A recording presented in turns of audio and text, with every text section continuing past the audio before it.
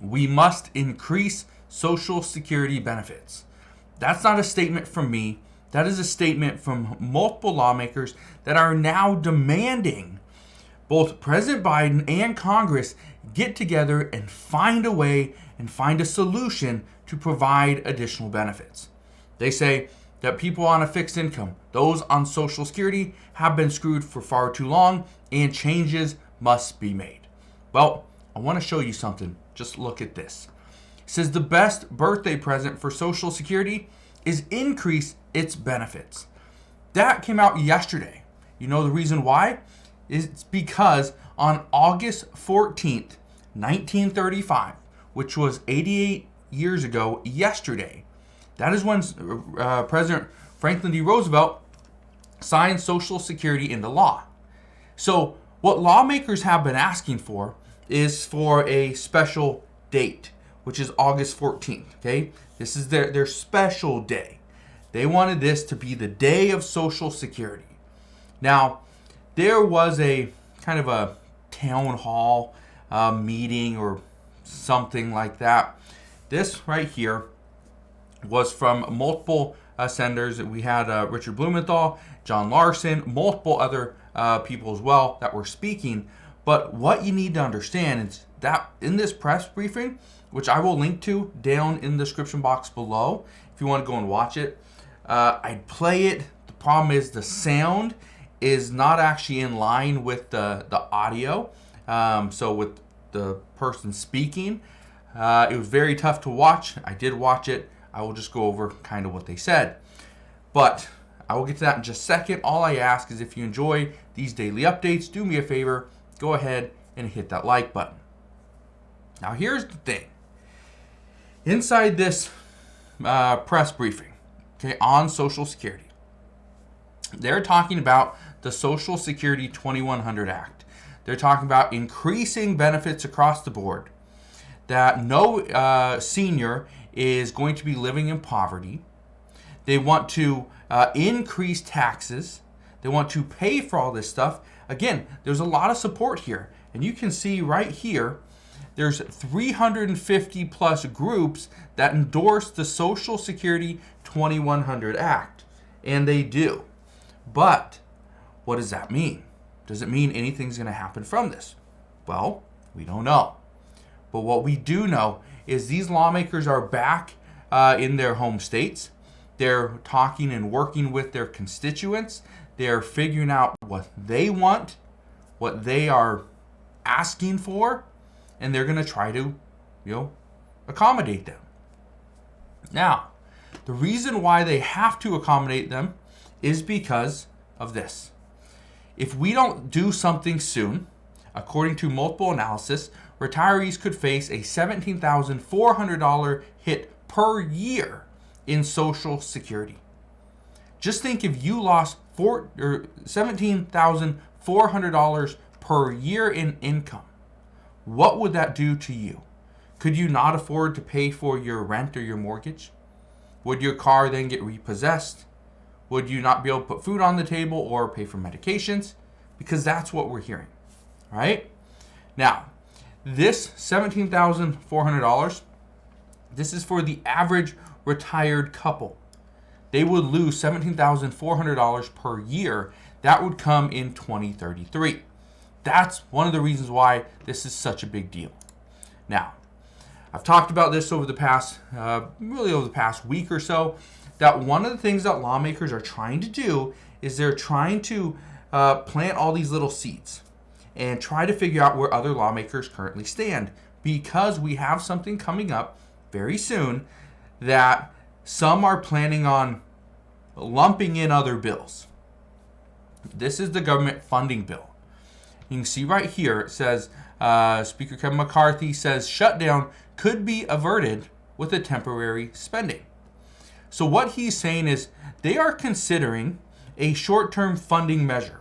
See it right here. It says House Speaker Kevin McCarthy on Monday told Republican colleagues that he expects a short-term funding measure to keep the U.S. federal agencies running would be necessary to avoid a government shutdown and give the House and Senate more time to negotiate comprehensive spending legislation. Now, They know this comes every single year. It's no surprise, no secret. It happens. Every single year on September 30th is the end of the previous year's, that's the end of their fiscal year. So on October 1st of that year, that is the new fiscal year. The problem is, lawmakers always do this. They wait until the last minute. They wait until they come back from recess, which the Senate will be back on September 5th, and the House of Representatives will be back on September 12th. That leaves them a few weeks to get a deal done. This is the reason why he expects we're going to see a short-term funding measure. But what's going to really muck up that bill? What's going to make it difficult to pass? Well, this right here. It says the White House is confident that Congress will approve additional funding to Ukraine. Right now, okay, what we know is, well, you can see right here, it says U.S. President Joe Biden's administration has submitted a request to Congress to allocate more than $22 billion by the end of the year to support Ukraine. I believe this number is actually $23 billion. Okay, so they want an additional $23 billion to go straight to Ukraine. That's going to create an issue with Republicans. Republicans say no, we don't need that.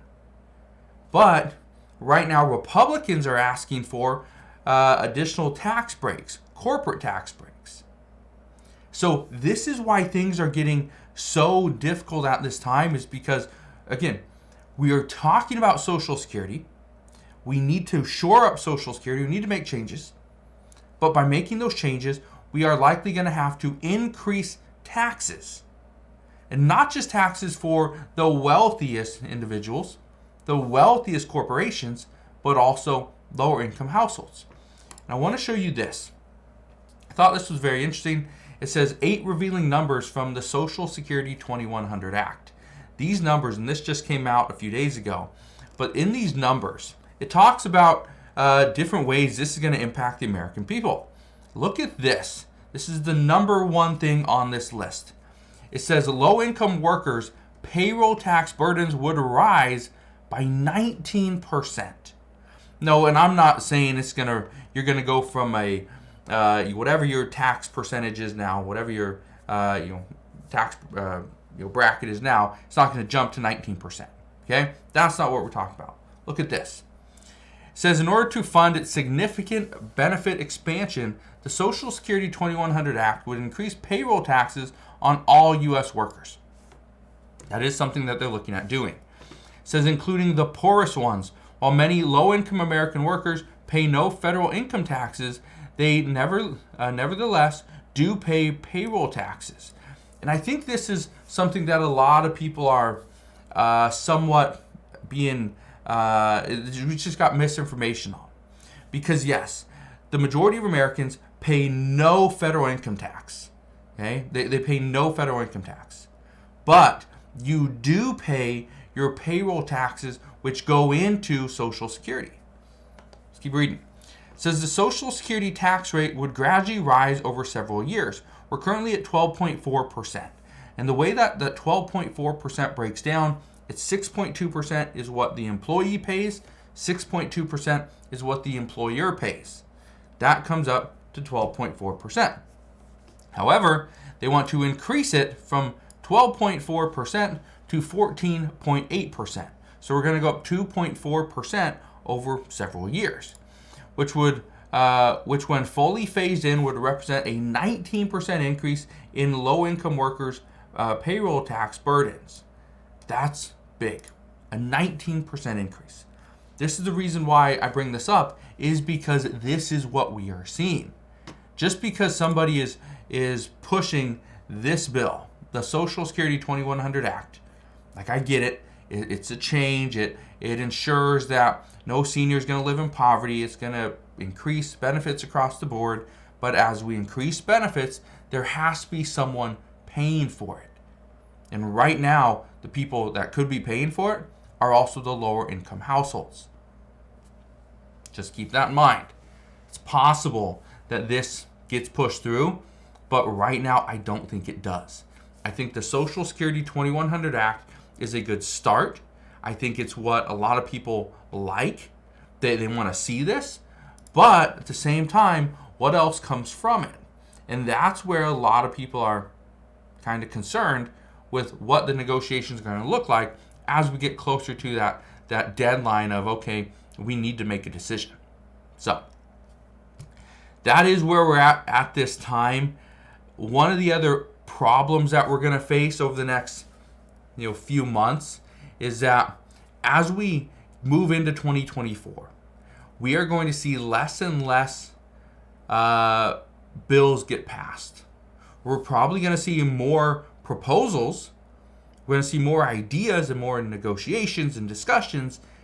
But as far as seeing a bill passed, I don't think it happens in 2024 for Social Security. If it's going to happen, it needs to happen in 2023, or we wait until after the presidential election in 2024 and see what happens then.